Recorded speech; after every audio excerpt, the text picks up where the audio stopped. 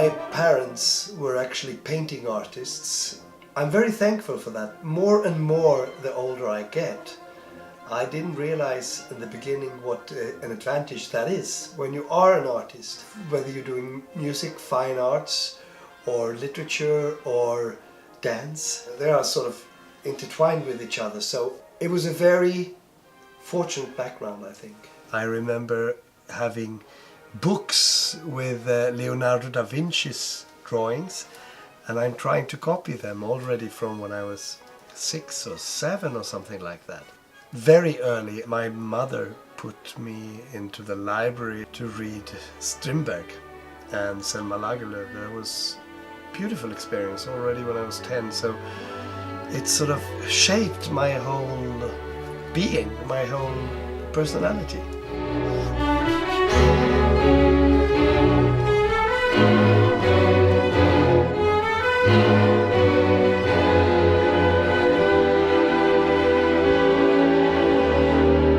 By studying other forms of art, you learn the general language of art.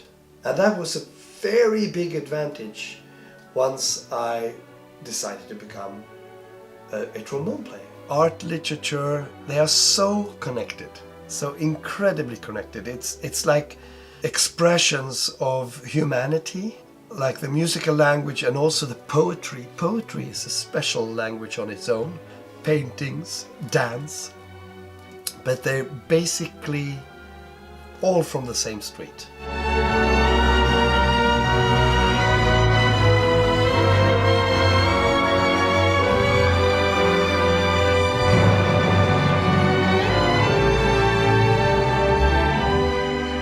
Every time I hear a piece of music, or I write a piece of music myself, or play a piece of music, I immediately find similar expressions from what I experienced from these books. It's like describing humanity in a way. It's much more important than most musicians think, I think. They're all taught to practice their instruments. They're all taught to be in shape.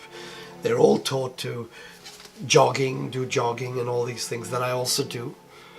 But I think the really most important thing of all is to give yourself input from literature. An author can put words on feelings. And when you read those words, you get these feelings. And then you come to a music piece, you recognize the feelings. When Strindberg writes a sentence, it's putting words on emotions.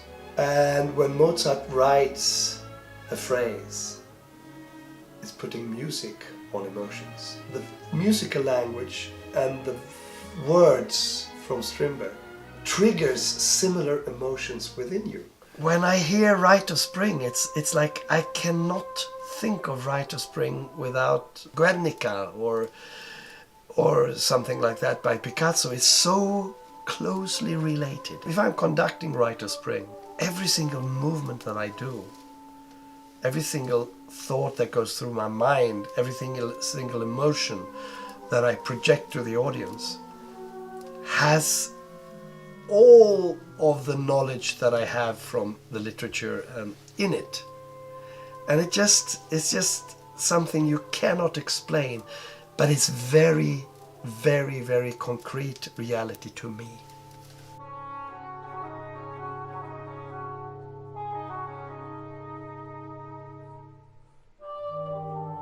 I think every single human being around is an artist. But of course, in different degrees. A 5-year-old boy or girl who sits down and makes a drawing is an artist. Now, what's very interesting, what happens when she becomes 6? She's suddenly aware and have the pressure from the society that you should do something good. You compare yourself with others. You compete. And that's the most dangerous thing, I think, in creativity. When you start to compare and try to do better than someone else. Extremely dangerous, because no one can do what you do better than you.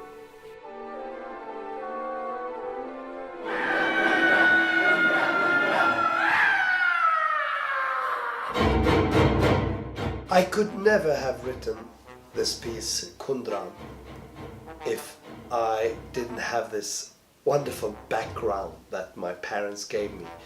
The story about someone who is an essence of the modern artist of the 20th century. And I was so happy and lucky to have all these tools: theater, literature, music, art, being a conductor, also being a performer.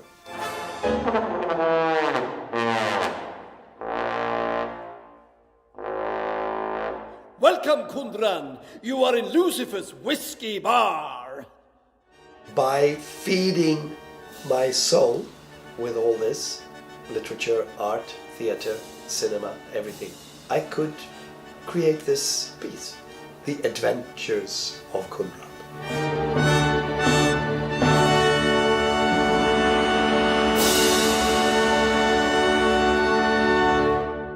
Philosophy is a concrete way of bearing witness, whereas art is a more abstract way of bearing witness of our reality, a witness of the time you live in, with the past and the present.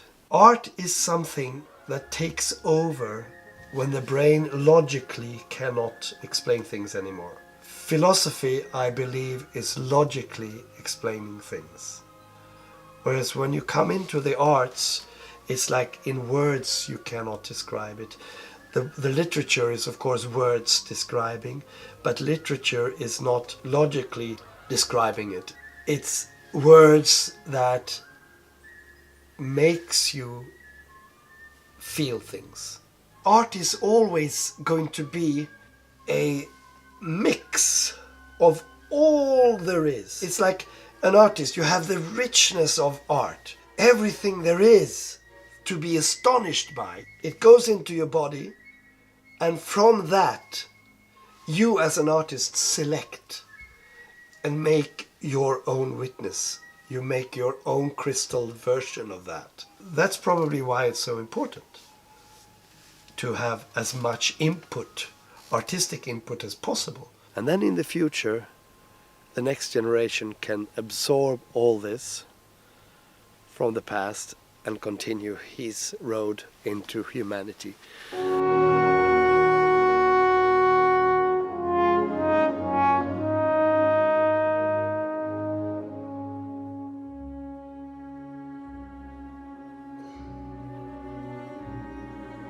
Another painting from my father here.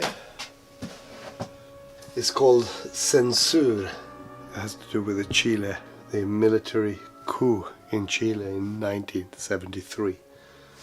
If I were not brought up with the knowledge in literature, the knowledge in fine arts, the knowledge in dance or theater, I would never have had the success that I had. It's never too late. I mean, I started to play trombone when I was 17, and everyone said, that's too late. I don't think it's ever too late. I think you can basically start to play when you're 50.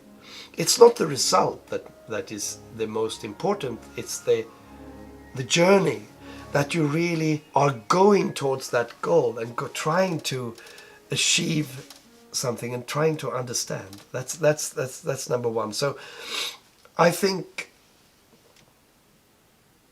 it's certainly possible, but whether you will have the stamina when you are 30 or 40, I don't know, because it takes a lot of time also. What's important for me is that what comes out is me and not an imitation or something else.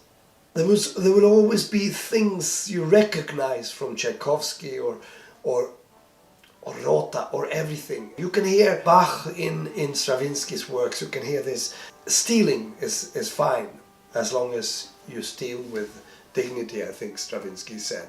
My rule, I think, is that I'm sure that what comes out from me could not have come out from someone else. Ooh.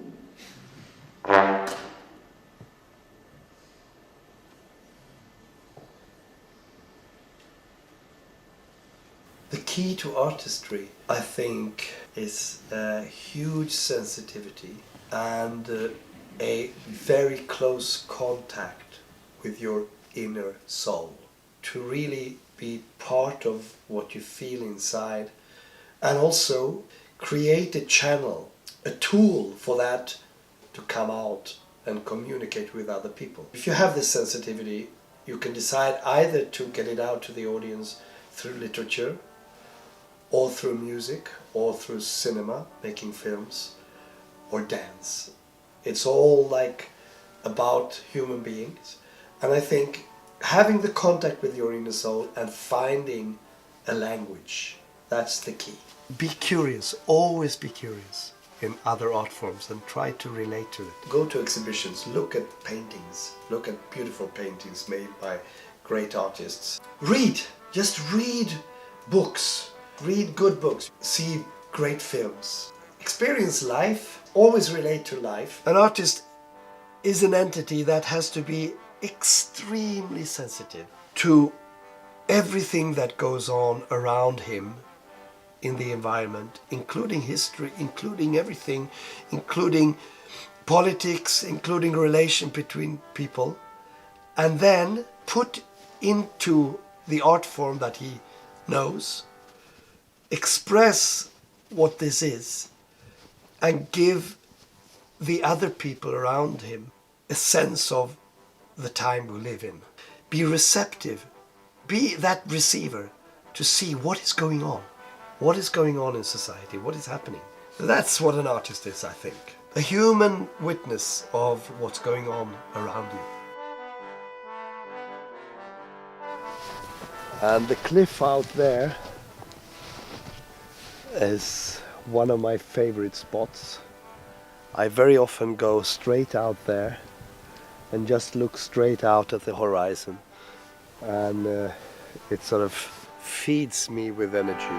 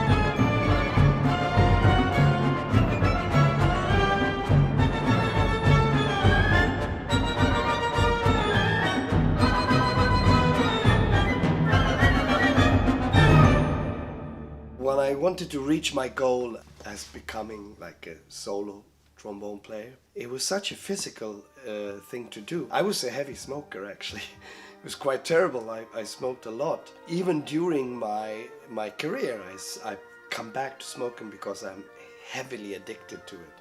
But I noticed that to reach my goals, the only way was to really take care of the body and really make sure gradually to find ways to strengthen it.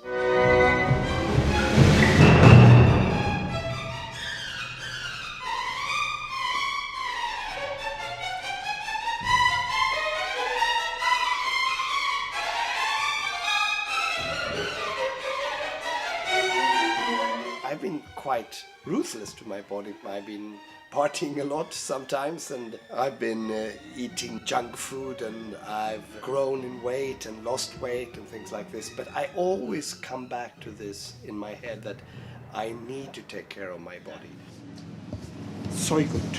This is chickpeas. Now I'm in business. This is really makes it very easy to be a vegetarian. So I've had in the back of my mind, I always had this thing that I should really stop to eat bad things, and I think meat is bad for the body, and to stop smoke, and also to take care of it. The machine, the body is such a fantastic instrument, and I really noticed that when it's in shape, I can create the best results.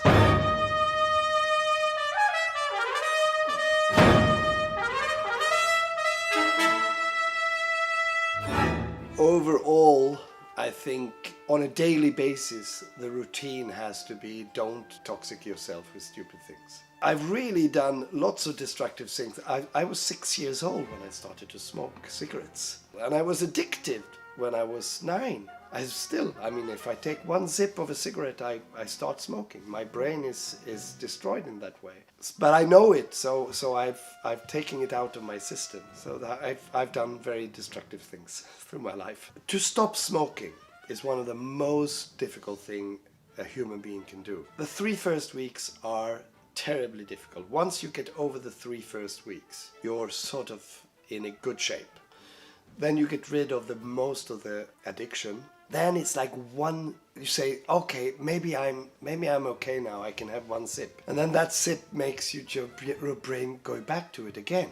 After 1 month, it's very dangerous. After 3 months, it's even more dangerous. And sometimes at 9 months, I've started again. Now I've been out from it for almost 3 years. I think there was a book by Alan Carr. I read it 3 times. I started again after reading it, but after having read it 3 times, it finally got into my system and I understand what it is. So now it's no problem. I enjoy being a non-smoker so much.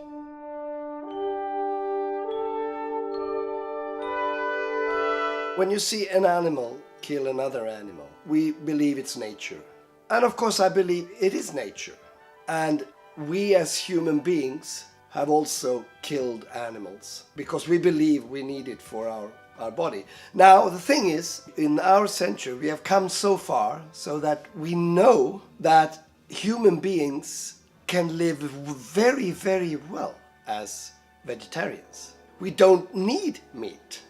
We don't need chicken. We don't need fish. Actually, it's clearly proven that we are healthier by eating vegetarian. When you eat beans and plants and things like this, you don't feel this immediate heaviness in your body. You feel enriched. There's some people that say that B12, for instance, you can't get from other things than meat, but then you have the British Marmite, so that you can eat that and get it.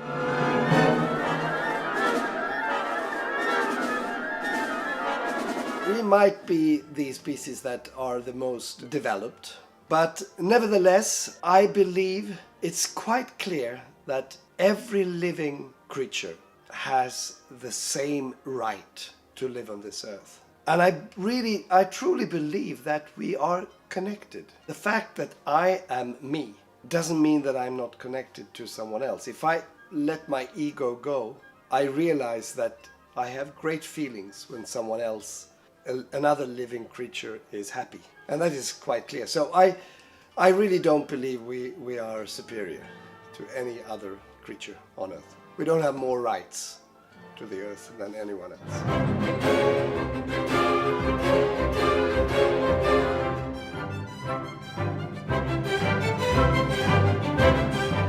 If you think about it, 400 years ago or 300 years ago, there were people eating each other, and that was natural for them. Today we think that's disgusting. And I believe truly that, I hope so at least, that in 100 years we will feel exactly the same with animals. To actually kill an animal, I mean, most of us have problem doing it. But nevertheless, we can eat it because we are not involved in the actual killing process. But I think that's not very moral.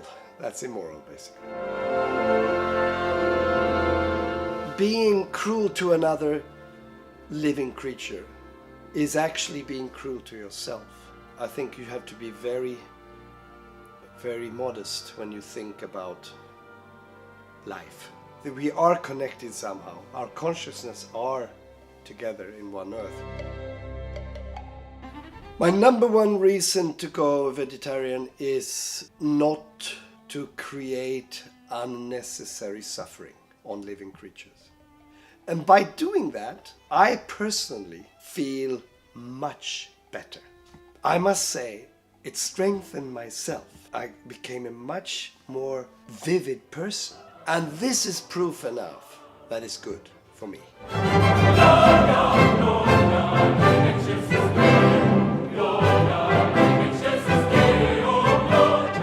I don't want to be a preacher. I don't want to be sort of telling other people what to do. I think the only thing you can do is to be an example yourself and try to be enthusiastic about it. There's really no argument against, only arguments for. It doesn't take much to change. And the more we do it, it's a movement also. It's like more and more people understand. Look at what happened with smoking cigarettes. Everyone, I was a heavy smoker. It's like something is lost in the brain of our culture. And the tobacco industry was just pushing disinformation all the time. And we have the same with the meat industry. It's unbelievable how they are frightened to death that they will lose the power. Think about all the farmers. Of course, in the long run, they have to change the way they think. But we did with smoking. So basically, we have a smoking-free society compared to what it was before. It's such a difference. And it's just by informing people. And I hope I'll be an example, a good example. You cannot force other people to do things, because that's the same as punishing them. I have a pacifist view, so that the only thing I want to do is be an example. So therefore, I don't want to be part of killing animals. But I don't want to be like a revolutionary and force other people to do things, because then I'm also in a situation where I punish other people.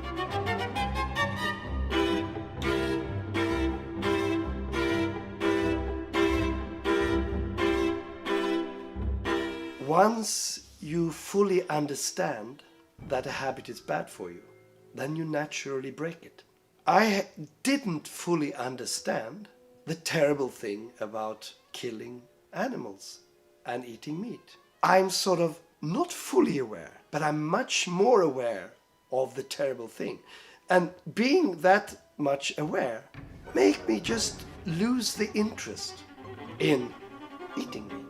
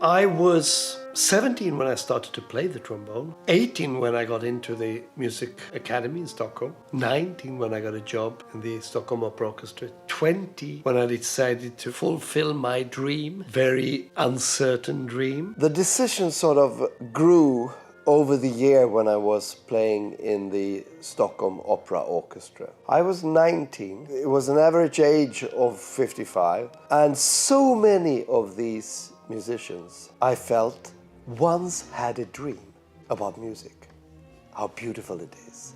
And in an institution that preserves classical music so much, some very, very, very few can still keep the enthusiasm.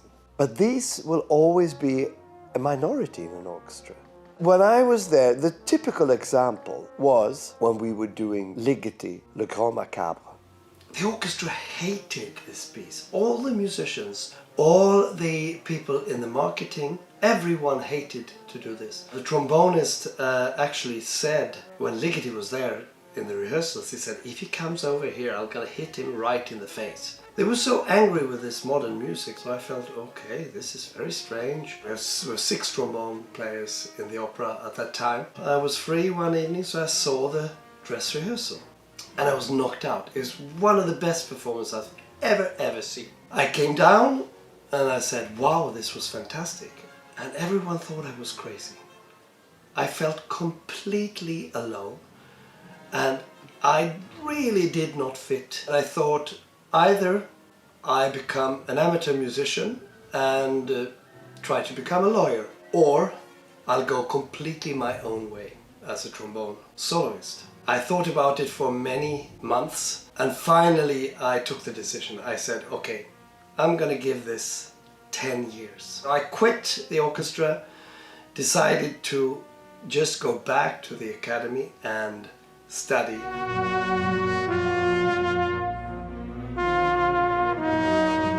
I just practiced and practiced and practiced. I knew one thing, which I was very happy with. I knew that to succeed with something, you have to be extremely persistent and keep with your goal.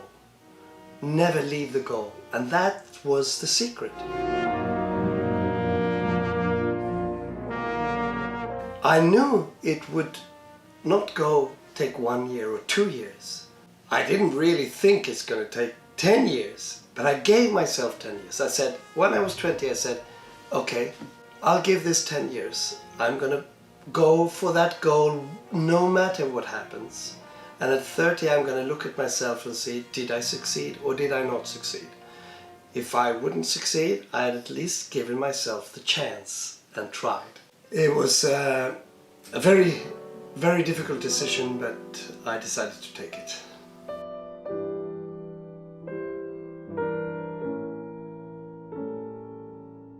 Here I built a soundproof room. Ta-da! So in here I can practice in the middle of the night.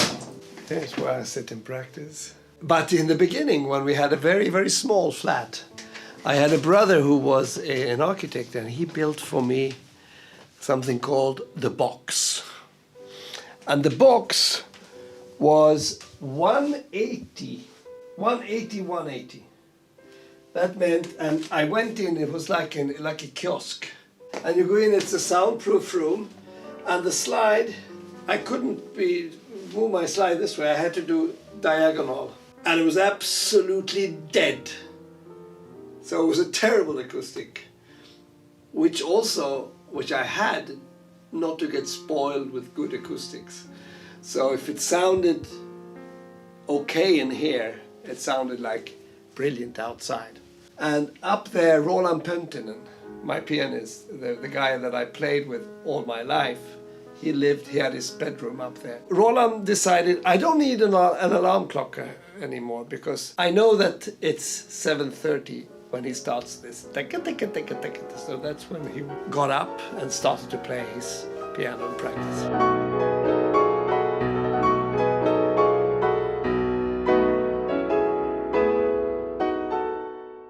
And here I was from 7 o'clock in the morning, sometimes 6, until 9 o'clock. Always 9 o'clock was the deadline for me. So I had between 9 and 11 or 12 sometimes to stay up and be completely relaxed and try to do nothing. But basically, my working day has been like that. To be able to fulfill my dreams, that's why. I finally got my first appearance as a solo trombone player. I was incredibly happy with the Malmö Symphony Orchestra. I got the contract, but then strangely enough, the manager of the orchestra called me and said, "Oh, Christian, we have a little problem. Would you mind postponing this engagement? Because we had some things coming up." And I said, "Well, why? why? It turned out that the conductor was furious that there was a trombone soloist. He had said, "I'll go as low as the French horn, but I won't go lower." And I said immediately, "Okay, then I'm not in." Fortunately, my manager at that time said, "No, you have to do it because you have a contract." And I came there, politely standing there, starting to play at the soloist position. The first thing he did was this. "Oh my God, this is so loud. It's impossible. I cannot have you here, standing here at this place. Could you please go over and stand by the double basses?" Politely, I said, "Okay, I'll do this." So I stood there, and of course it was not possible to get together.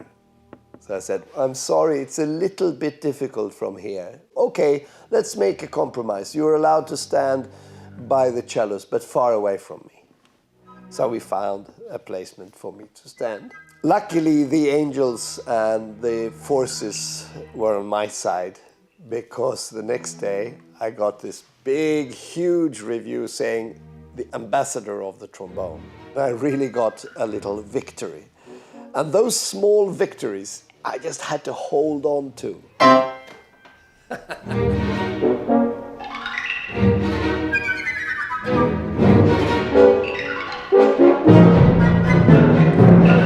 Now, when I practiced, I started to become extremely focused and very organized. I went to London to study there, and I had a period there of 90 days where I practiced 8 hours every day. In 24-minute periods. I started 6 o'clock in the morning and had breaks in between. And the last time I practiced was 9 o'clock. Then me and my friends, we went to the pub at 9. If it was a sacrifice? No, I don't think so. You can do that for 90 days and then take up other things also. So I don't feel that I sacrificed anything. This was really what I wanted to do.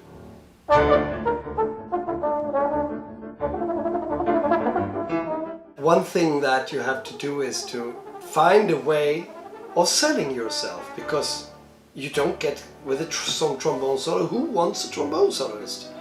The first time I sent out 200 letters to Swedish orchestras with a very low fee suggestion, and I got 3 responses. Everyone else just didn't care. And that's the way it is in the beginning. When you're not famous, there's nothing you can do. And when I was, then you sort of fight, and you get a little string to hold on to, and you get a chance. You got to take that chance, and then you get an agent. And then finally I managed to get a London agent. And I was like, wow, suddenly a relief. I got my debut in London. The fact is that at that time, the London Times were obliged to make a review of everyone that makes his debut. So there was a proper critic there. Usually the critics didn't even show up when it was a trombone. But here I really had got a phenomenal review from the London Times. So I got that, and I got an international agency. It's just that this agency, they used to be one of the really big influential firms, but they were bought now by a crook. After having realized like a year later that he completely fooled me with money. So I had 2 choices. Give him half my salary of a whole season, or sue him. So he was actually going to take the whole thing.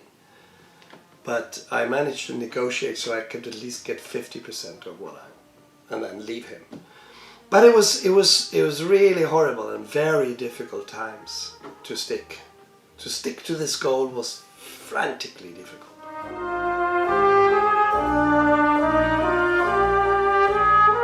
I was winning a competition, a very important competition. I competed against singers, pianists, violinists. I won this competition, but there was also a second prize was a violin player, third prize was a cello player. Even though I won this competition, all I got out of it was 1 commission of a 4-minute piece by Volker Rabe, Basta.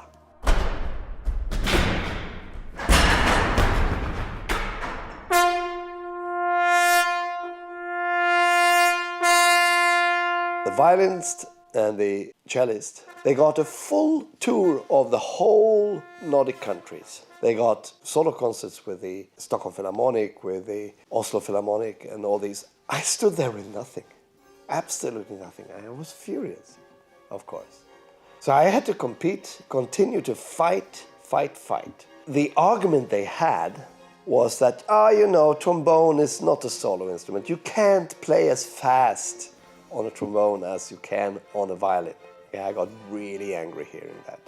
That's why I decided to record and perform Vivaldi Winter.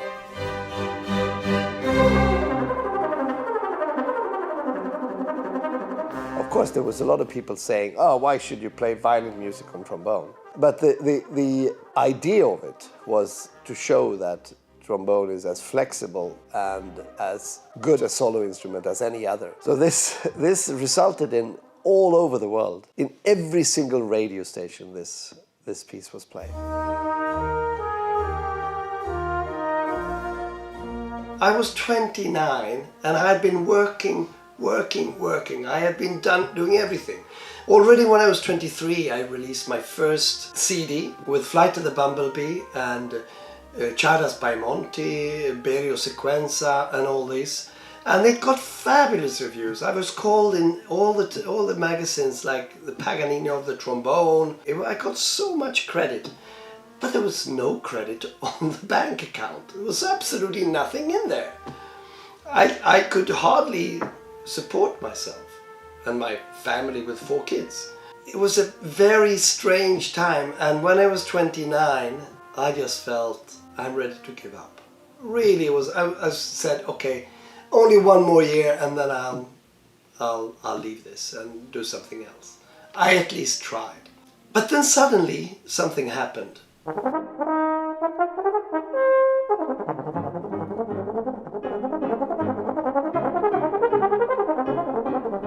I saw myself for the first time having a diary that was full. So full, so that one orchestra came and asked me, and I had to turn them down. And that was like a shock for this orchestra manager. And it spread like this. Wow, well, he really is fully booked. So I stood there with like something from heaven saying, okay, he's fully booked. Everyone then wanted to make sure to book me for the next year. Because this was like a sensation that a trombone soloist actually had succeeded. Then I could raise all my fees. And since then I had a wonderful career. But 10 years it took. 10 years of sweat, tears, not blood.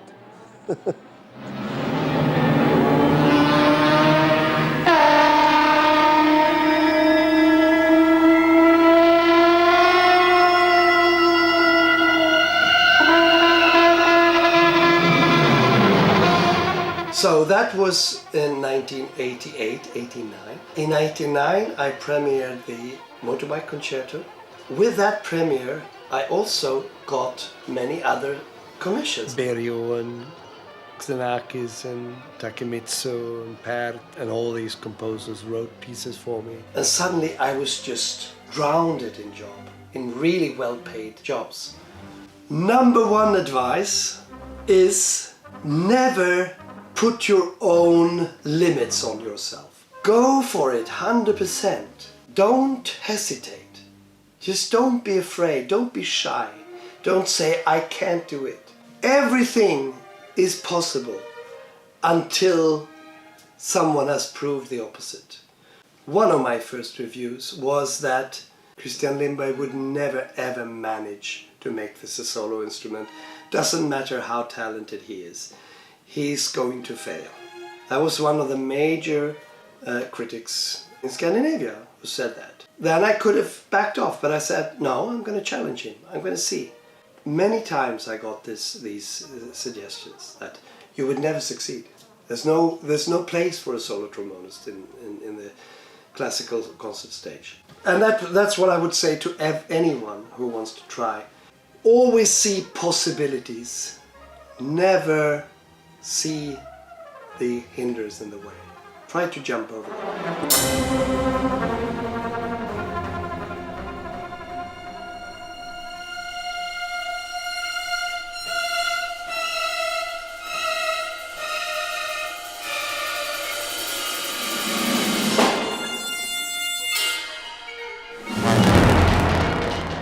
I remember very well in 1989 when I had this enormous feeling of satisfaction. I did actually break through. I premiered the motorbike concerto. Ingmar Bergman was there and he was screaming bravo. He was applauding with very, very, very loud applause. It was a feeling of satisfaction. But at the same time, after having worked so hard for 10 years, I would expect I would be even more happy.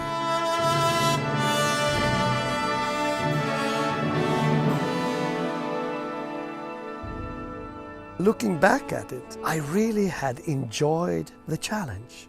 Life is really not about the discovery. It is about the uninterrupted way towards discovery. Once you reach a goal, to find the happiness, you've got to continue to the next goal. So this period was really about sitting a little bit in that enormous success that I had, but at the same time look towards the future.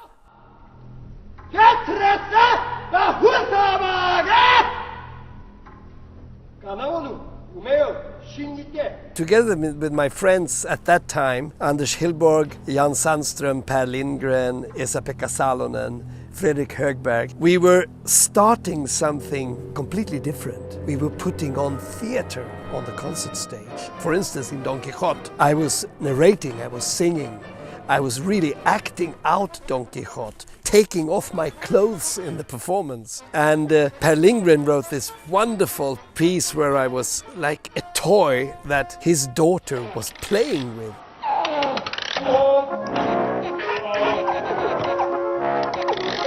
He sampled her voice. She was the god operating me as a performer. And Fredrik Högberg had this wonderful Kit Bone story where I was shooting with my instrument and also smoking through the instrument. It was a very, very exciting time.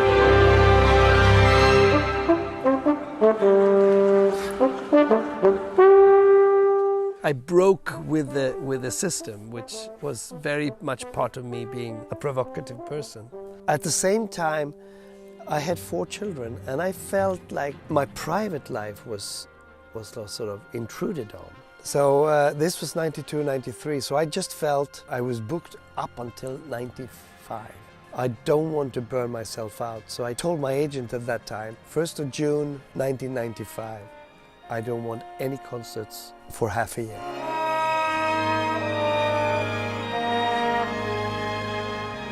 When people saw me getting this international super career, I became a vehicle for them to get famous. Like flies buzzing around me, composers who craved for writing pieces for me to make them famous. And that felt a little bit awkward. ZDF and Arte France and Swedish television made a documentary about me, and a lot of composers wanted to be part of that, of course. So it felt a little bit strange and also so difficult to say no to some and yes to some composers. I mean, I premiered lots and lots of concertos. Between 88 and 96, I think it was 66 trombone concertos.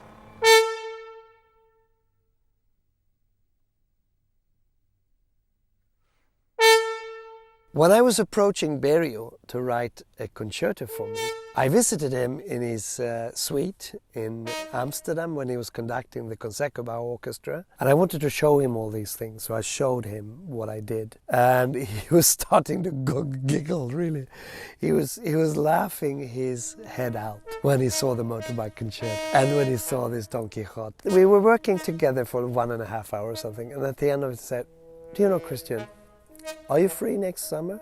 Because I'm writing an opera, I want to write a part for you in the opera." So I got an opera part for Salzburg Festspiel. I was like a bad tenor. I was singing, "Makats Kakif, Kamas Makif," things like this. And I was playing on mouthpieces, I was playing on the water sprinklers, I was playing on everything. And I was building the Tower of Babel in this opening of the Salzburg Festspiel 1999. And during those 3 months, when we were rehearsing 3 months, we worked together, Luciano and I, on his wonderful trombone concerto, which was one of his last pieces. Solo, it's called.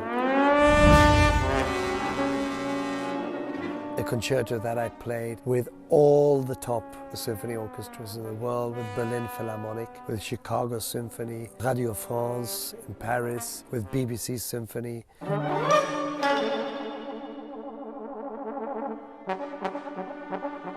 We were doing a piece by Jan Sandström, the Wahlberg Variations. The thing was that the conductor wasn't really used to modern music, so this was a very complicated piece that I knew by memory.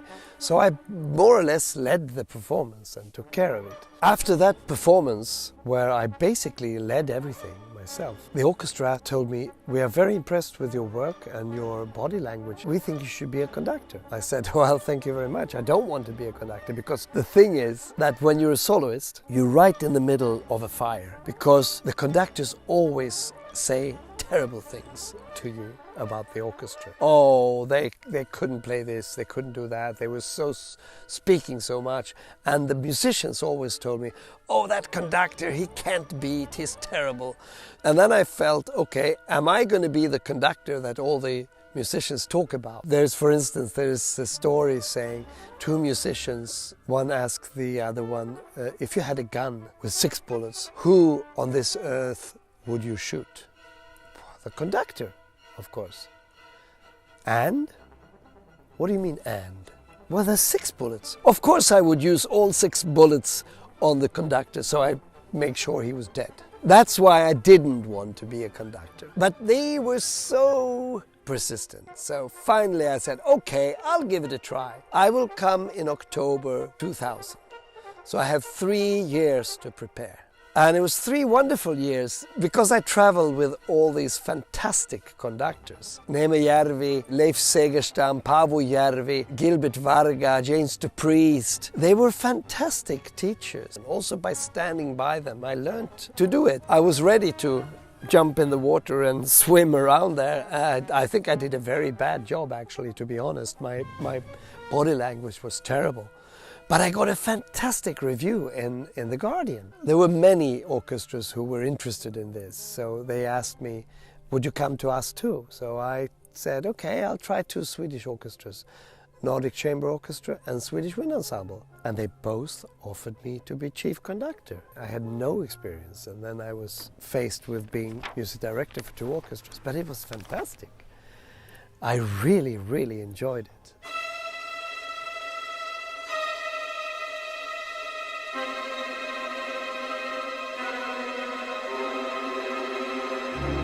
Musica Vitae, Swedish Chamber Orchestra, was about to commission the 66th trombone concerto written for me, and they called Jan Sandström to write this piece. Jan called me the next day and said, Christian, you have now premiered 65 trombone concertos, and you've helped so many composers. I know how much you were part of writing the Motorbike Concerto.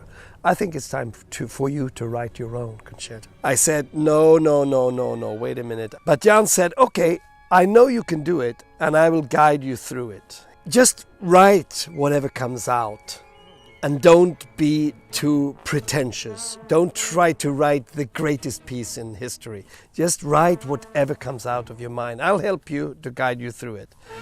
And that became my first composition, Arabelle.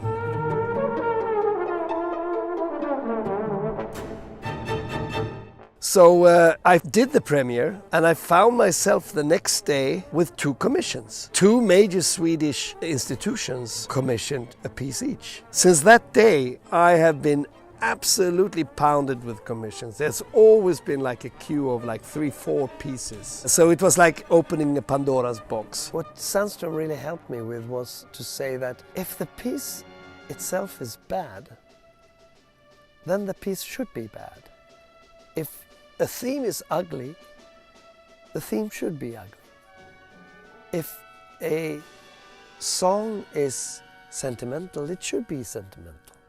Just take it like a child. A child that makes a drawing just makes it. It's when he becomes 6 or 7 where parents say, that was beautiful, that was not so beautiful. That's when they start to get cramp.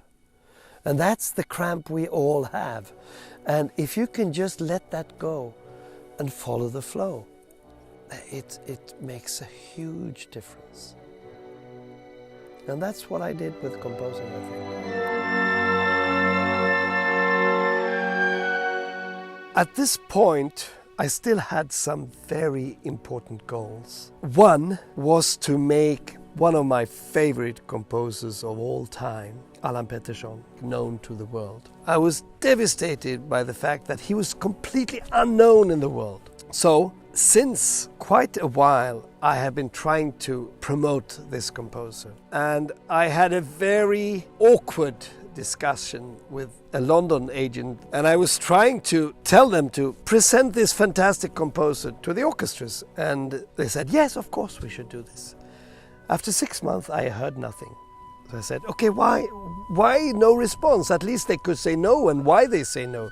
Actually, Christian, we never approached them. We thought it was neither in your nor in our interest that you tried to boisterously promote unknown Swedish avant-garde composers. I thought it was one of the most stupid comments I've ever heard. All this started a process in my head that the only way for me to be able to promote this is to become independent. So in 2016, I left my general manager and created my own firm, Araben Art Events, hiring a few people. And from here, I can be completely independent and not anymore be imprisoned by the fact that this has to be commercial in any way. It was of course a big step, and you don't know, you just pull yourself out of the conventional classical music world at the same time as you criticize them for being too commercial or corrupt. So what could have happened was that I would be banned by all the orchestras. And I was ready to take that, to stay at this beautiful place for the rest of my life and just compose, like Pettersson did. But what actually happened was I found myself in a position where I could tailor-make my whole schedule with the help of these employees and make 2-3 seasons ahead that was better than any season I had before. The fact that I could have direct contact with the orchestras was making it so much more easy. Never try to be successful. Do it for your own sake. It's not the result that's important. It's the journey. Even if you reach the position you dreamt of, whatever you do, continue the journey. Because once you stop, you die in a way. The journey has to go on. I think the most important thing is to continue the uninterrupted discovery of life. It's not money, it's not career, it's not results. We all succeed sometimes, we fail sometimes. And there's no way we can judge ourselves as bad or good composers, or bad or good this and that. The discovery itself is not what's important. It's the way towards it. This is what I have done all my life. I feel now at 60, I see ahead of me 30 beautiful years of new discovery. I really hope that you get inspired by this and will continue your journey and will continue to try to do something good for humanity, whatever it is.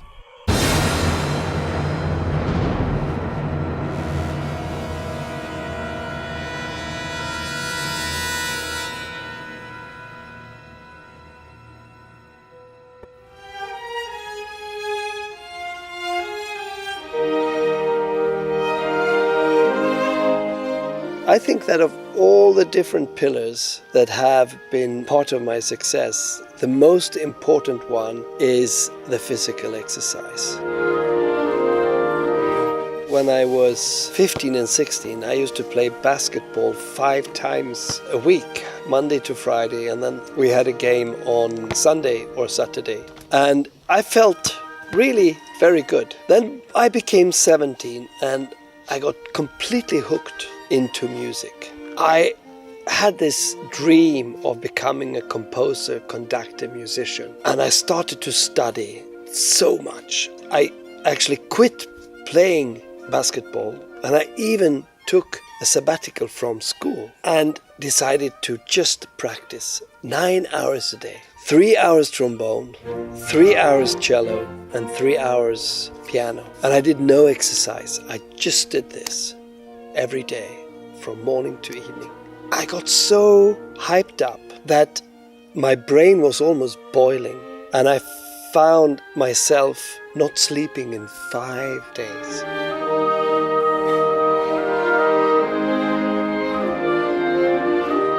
Not even 1 minute of sleep. And I started to see hallucinations. And I was put into hospital with a psychosis. I was so exhausted, and it took me at least half a year to get back. Probably one of my worst experiences I've ever had. And how did I get out of it? Well, at that time, it was not scientifically proven that exercise had a good effect on psychosis or depressions and things like this. But I felt that starting to run every day, I felt more and more that I got back to real life. Since then, I've been doing exercises all the time. I was doing 5 kilometers every day. I felt really that it had a huge effect on me. Not only like physically, but also I felt that I learned things much quicker. And today, of course, it's all proven that this is the way it is.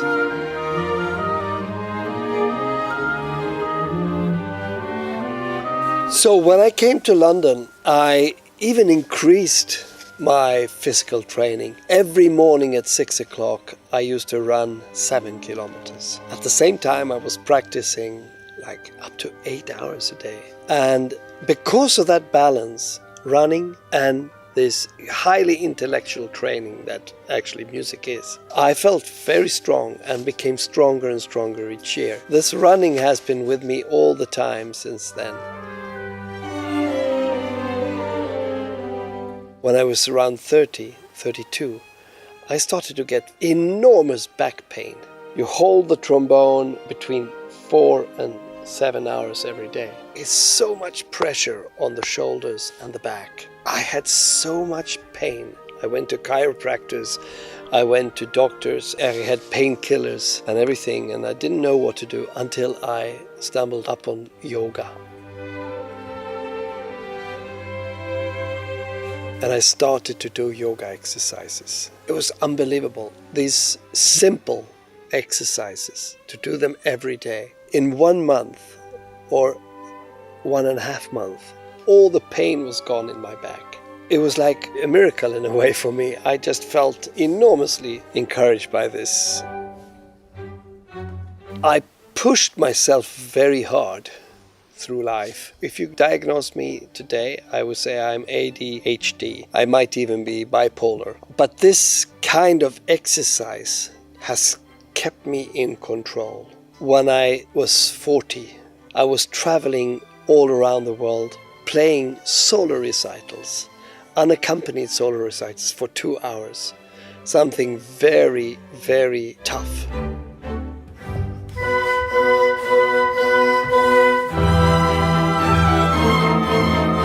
Both for the lips, physically, and for the brain and everything. I was in Tel Aviv and did a recital there in the Israel Festival. And afterwards I was so exhausted. Part of it I was very happy with, but part of it I felt I just couldn't keep myself together. I didn't have the stamina. I was invited home to the co-principal trumpet player in Israel Philharmonic, Ilan Eshed.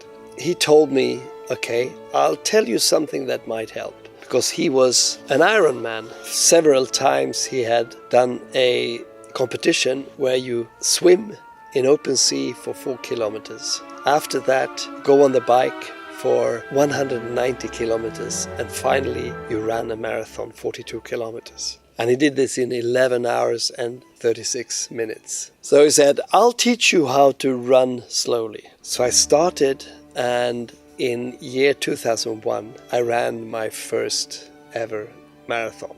It was absolutely amazing.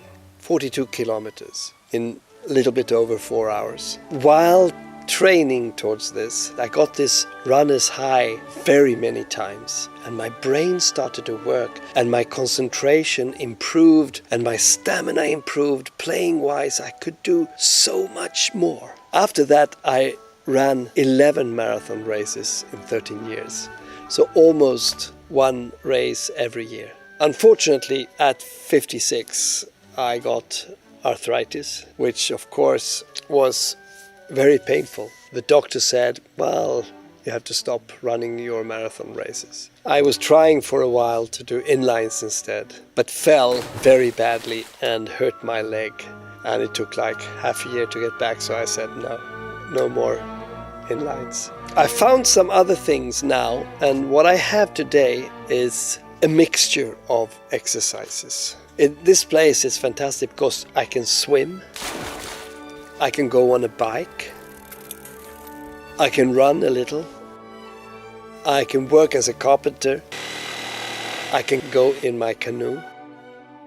And then I have this little thing which is a wonderful invention that came a couple of years ago. It's an app that so many people has. It's called the 7-minute workout.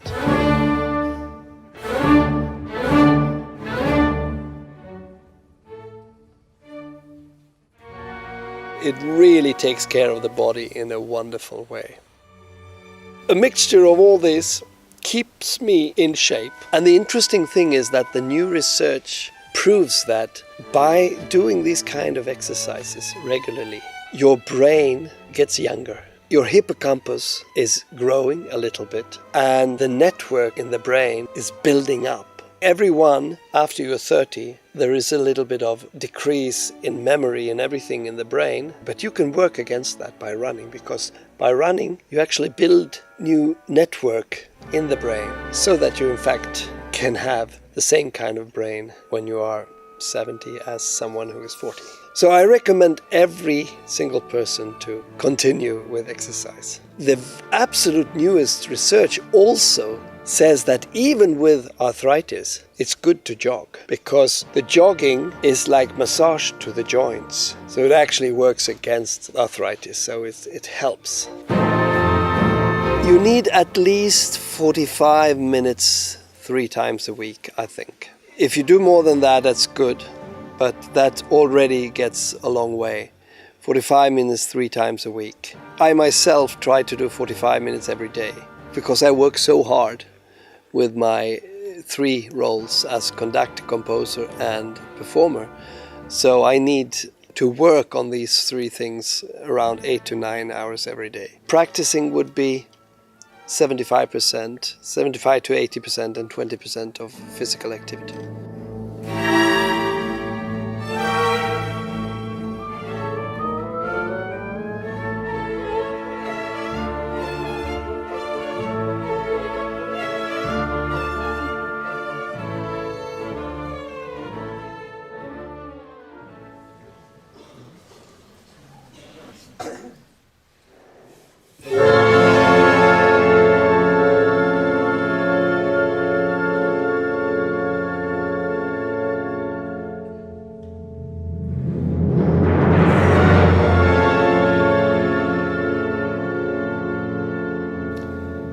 I believe that the most important quality for a human being is to be kind.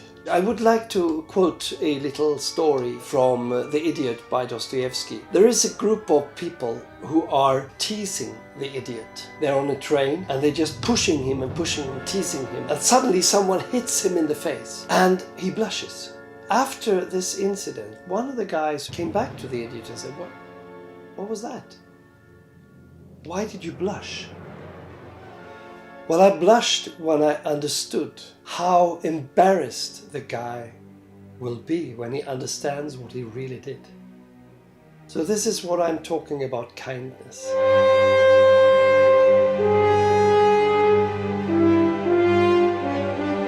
Kindness is something that always is constructive. With kindness, you sort of nurture the earth with positive energy. Because you are the world and the world is you. You are connected to every single creature on this earth. Doesn't matter if it's animals, every little creature. If we are all connected, when you punish someone or slap someone in the face, you're actually doing it to yourself because you're doing it to mankind. We will all suffer from it.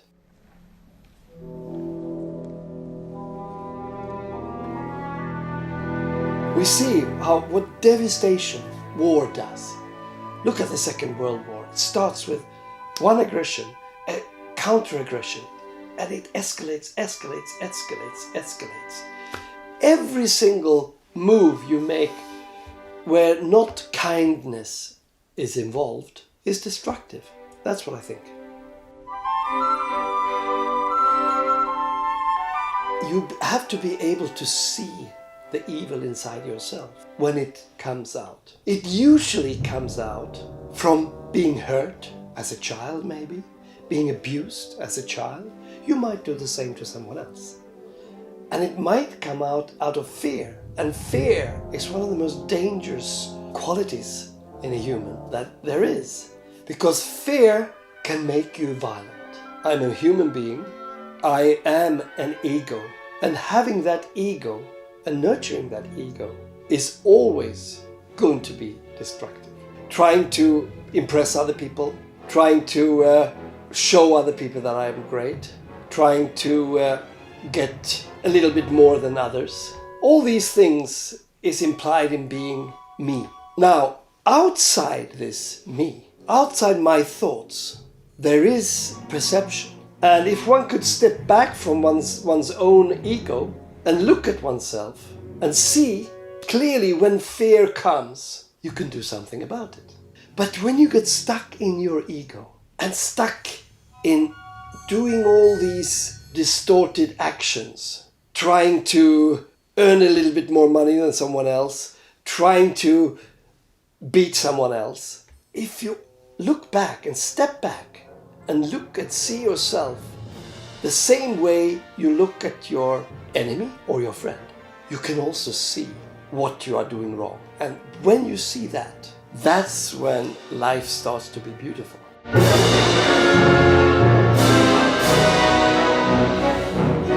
Because then you see the beauty of everything. You see, my God, around me is this world of fantastic things. And I don't need to add any distortion to that. I can just live in this beautiful world. I can just live here and now and just look around me and see other people. The beauty of a flower, the beauty of another human being. When you give kindness and you get abuse back, then you need to use your intelligence.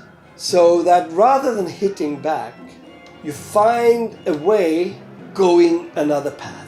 And that's sometimes very tricky, because then you can also go into next trap. But I think the only way is to do this.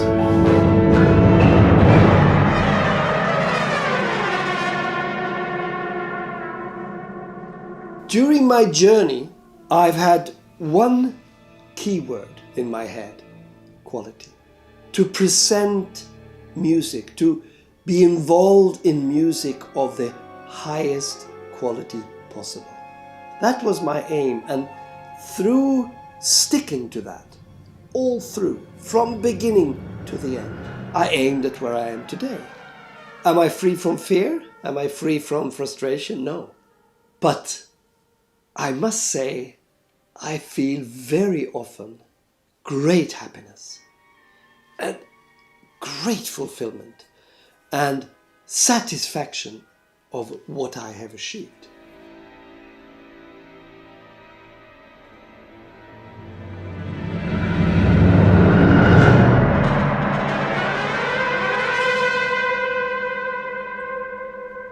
when I get into a situation of corruption, usually I choose to trust people until they've proven the opposite.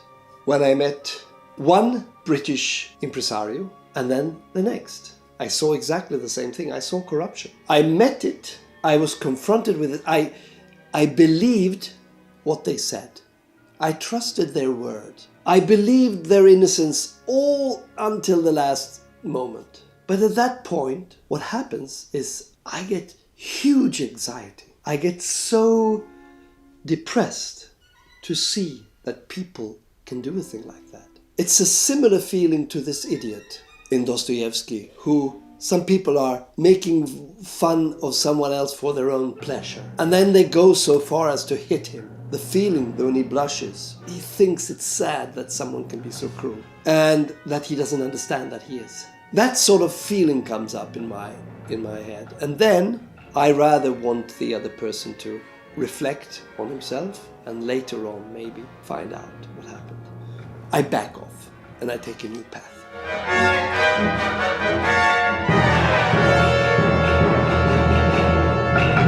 For sure, this industry that I am in is super corrupt. Evidently, this corruption makes the audience lose interest for it. A huge part of our classical music environment is based on people who protect their position. Managers keeping and protect their own economical interests. The development over the last 50 years, with classical music being less and less creative and more protective, has led to a crisis. This new situation meant that the cake was shrinking.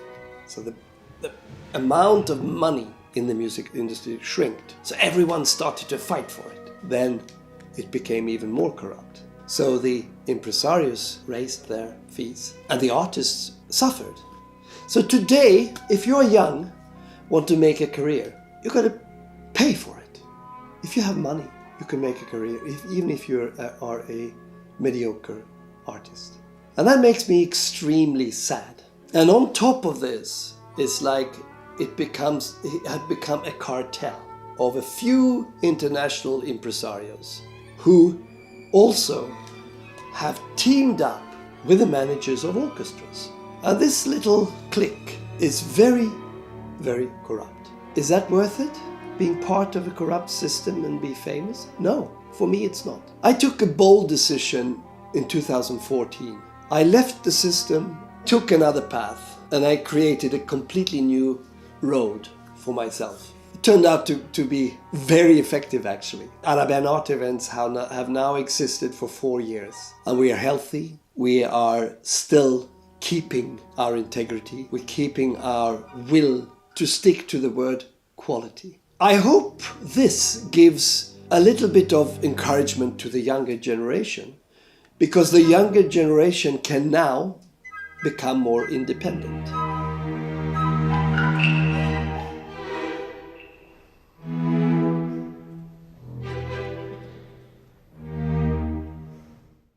If your goal is to succeed and make a career, you inevitably will have to climb a ladder, the ladder of success.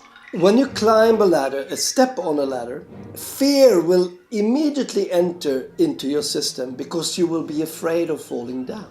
If you take step by step up there, the more frightened you're going to be, because the higher you fall, if you fall.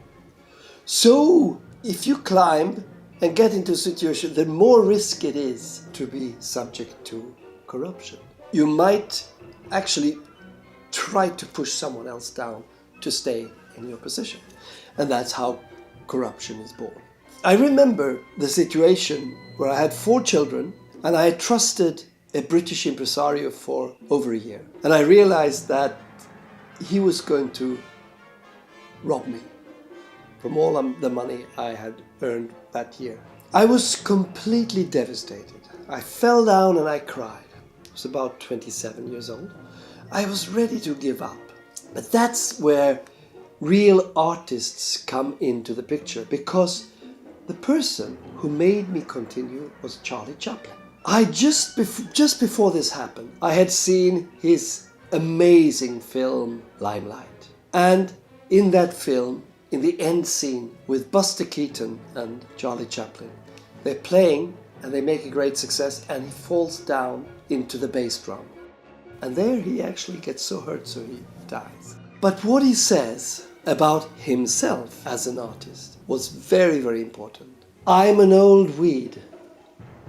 The more I'm cut down, the more I spring up again. And at that point, where I was ready to give up, I felt, okay, I'm a weed. I'm an artist. I'm cut down and I'm going to spring up again. And that helped me continue. That's what really art is about. Continuing to believe in your artistic dream and to really try and go forward and not upward a ladder. Just go forward following your own crave for quality.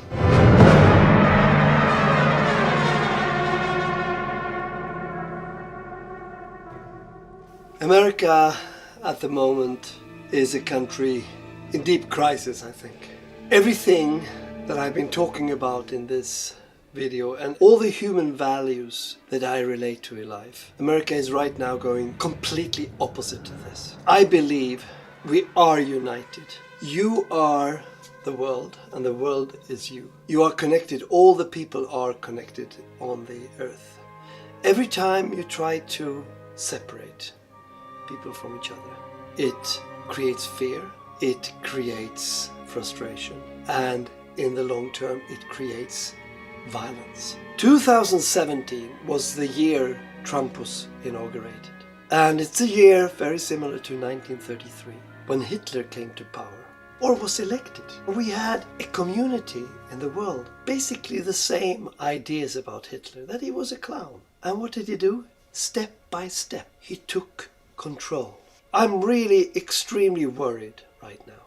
If the president were to be re-elected, or even if the Republicans keep the House now in November, we're on to something very, very frightening. No one who voted for Adolf Hitler in 1933 believed that he would be able to build the concentration camps. And no one thinks today that Donald Trump is going to do something like that. But please, anyone who is a Trump supporter, do look into the history of the Third Reich, how it was built. America first. Make America great again. There are too many similarities to even risk this.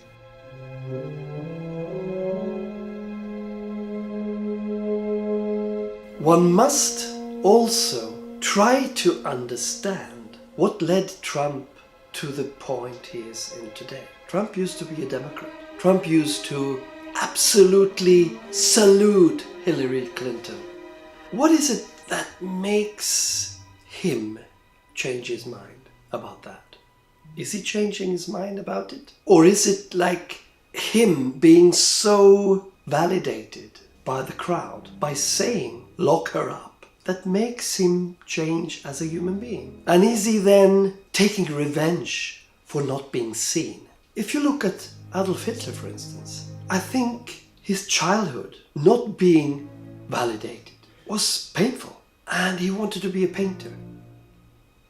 Circumstances can make everyone grow fear within you. I'm seriously going to look and try to validate also kindness in Donald Trump. I'm willing to see it. I want to try to understand the men and women who vote for Donald Trump. I really want to understand them.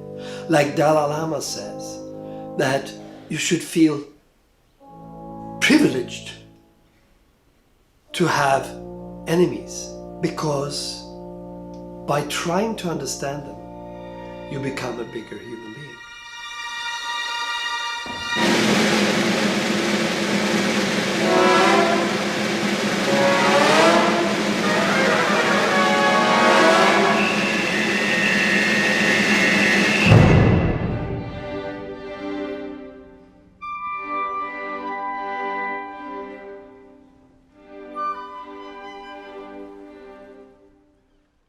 It's now 27th of December, and I'm writing a piece for the RTVE orchestra in Madrid for trumpet, trombone and orchestra. I have absolutely no idea what's going to come out. Right now I'm trying to keep my head completely open for everything. It's a blank page. It's like I'm still enjoying the freedom of not having to choose anything.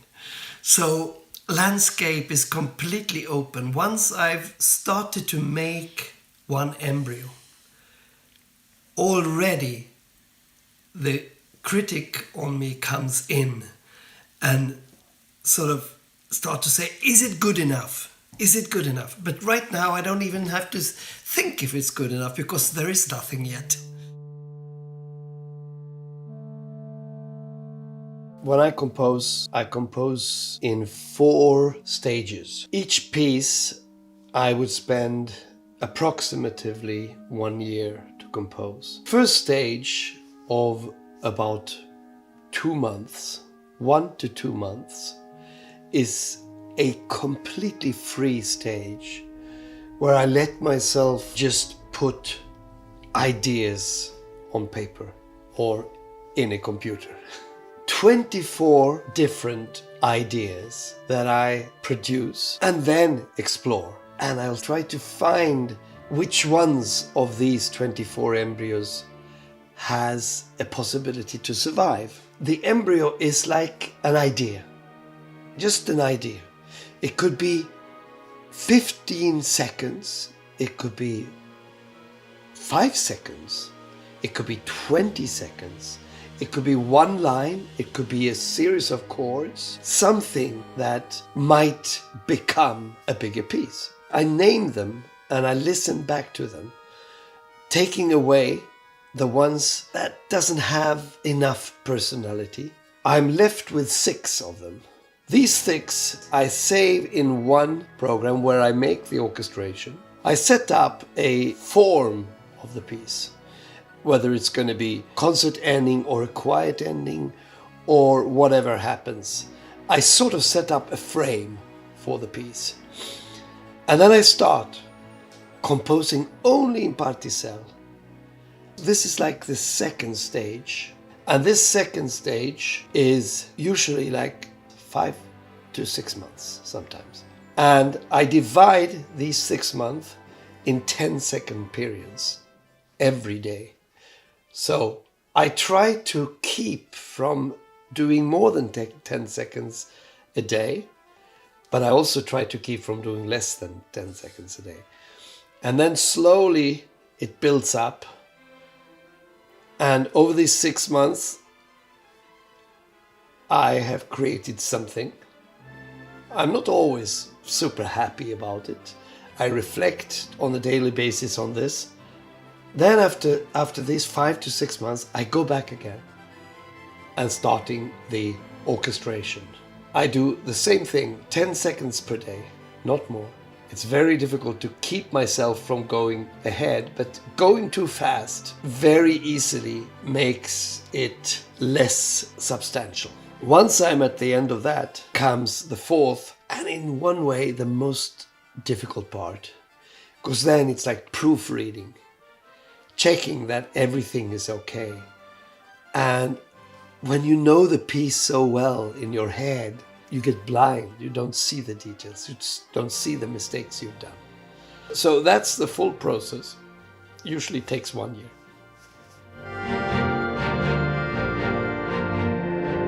I'm just about to start writing my first embryo. I am a bit nervous. I don't really know what to write. We'll see. I mean, I'm going to spend now about an hour here trying to get something out of my brain. We'll see what happens. Here is embryo number 1. Whether it's good or not, I don't know, and I don't care. I just, this is what came out.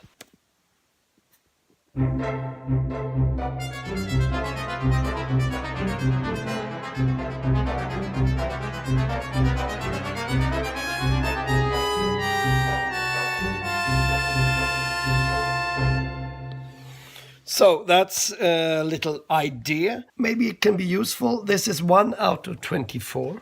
It will grow or it will die away. Welcome to my Moroccan sauna. Creativity is something that is built in naturally, I think, in every human being. And you can specifically see it on children from around 2 years up to 5 years. When they are playing, it's like the creativity is enormous and their brains are so receptive. Immediately when you become aware of success, around when you're 7 or 8 or 9 or start school and want to become something, then it's very difficult to keep your creativity. But it's not impossible to get back to that creativity of a 5-year-old. I have now been working on it for a little bit over a month. I've written 4 embryos. Here comes the second one.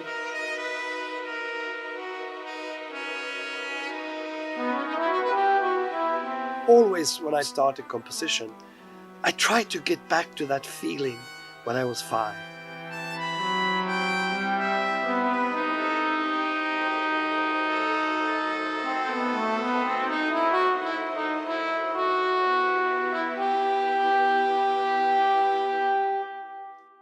For me, it is like when I see the sky, music comes into my head. I see this and I transform it into music. And that's a very strange thing because it's like association. So I would maybe associate that gray and all these colors with a bass trombone playing something very fat and melancholic. And then I see that tree, and it's like a flute with a trill. I guess it's all from nature. I guess it all comes from nature. But nature also, and also human relationships and human beings.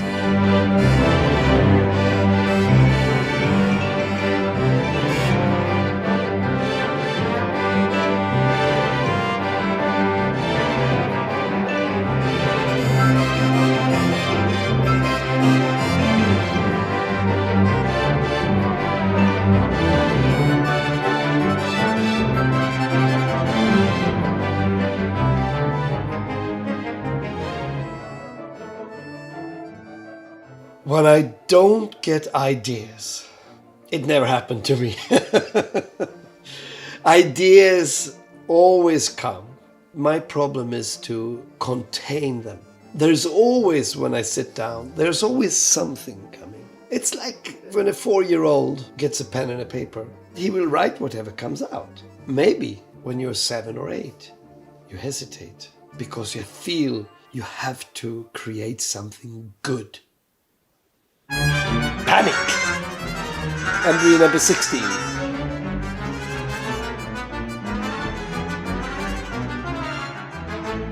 We'll see, maybe I use it for another piece. Coming later on, recycling, you could call it. If you can get rid of that feeling of having to create something good, just sit down and create. Let it be terrible. Let it be boring. Let the result be terrible and look at it. Oh, that was bad. I throw it away. When these 24 are done, I throw them away, some of them. But some of the days, there is an embryo that has this enormous inspiration. So that's a good day. And if 6 days out of 24 is good, then you have a good piece.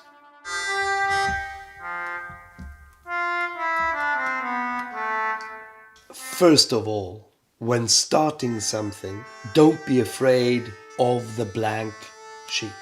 Enjoy the blank sheet. When you start a piece, enjoy the fact that you are totally free of putting whatever you like in there. Once you start, allow yourself to make bad music.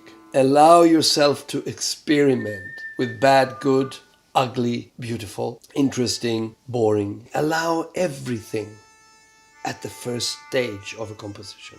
But give yourself a frame, a time frame, like I do with the 1 month. Just once that is gone, go on.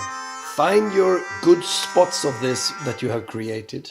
And then discipline is important. Time-wise, limit yourself. Say to yourself, this is my time only for composing. Set out an hour or two, but make sure you're undisturbed. And once you're working only with this. Once the time is out, leave it. If nothing comes out, don't be frustrated. Next day it will. And finally, make sure you have enough time so you don't get under time pressure towards the end of a composition, because that almost always creates in a bad piece in the end. And then the third embryo.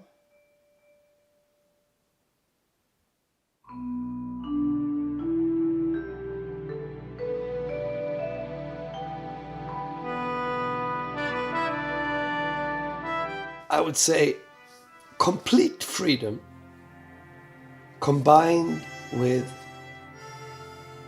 total discipline.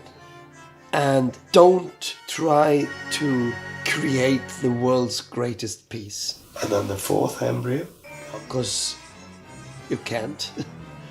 And also be open-minded to the fact that you can fail.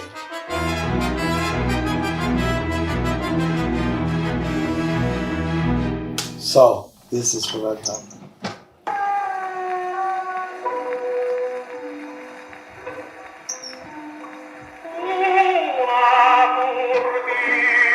I say that I have never problem with creating. I say I don't have blocks. But of course, within me is the fear of that. Every time I sit, I of course look at it and say, oh my God, this is terrible, this is terrible. I throw it out. No, it's not good. I have it all the time. But it never blocks me. And it should never. I'm okay with the fact that if I fail, I can still accept myself as a human being. If you have so much pressure that if you fail with a piece, that's the end of your personality, then I think you can get blocked. If you demand of yourself to create a masterpiece, it puts a lot of pressure on you. But if you just compose and see and say, well, maybe it's going to be a failure, total failure. Okay, we'll see. Maybe it'll be an average piece, but maybe it'll be a masterpiece. If you have those three scenarios available to you, and don't block them, one of them, don't block the fiasco scenario out of your system, because then you will always compose safe. And if you block the mediocre thing, if you can't stand writing a mediocre piece, your pressure on yourself will be so tough that you cannot create. But this is my personal experiences, and this is the way I handled it. What came out was my music, and some people might like it, some people might hate it, some people might look at me and say, no, I'm not going that way, I'm going my own way. Some people might say, yes, I agree, there are some things there that I can take from his experience. And then I'm of course very happy to have been helping people, but also it's important to look at me and say, no, that's not for me. I'm a different person. Every person is individual, and I think everyone has his own stars to follow. That's important, I think.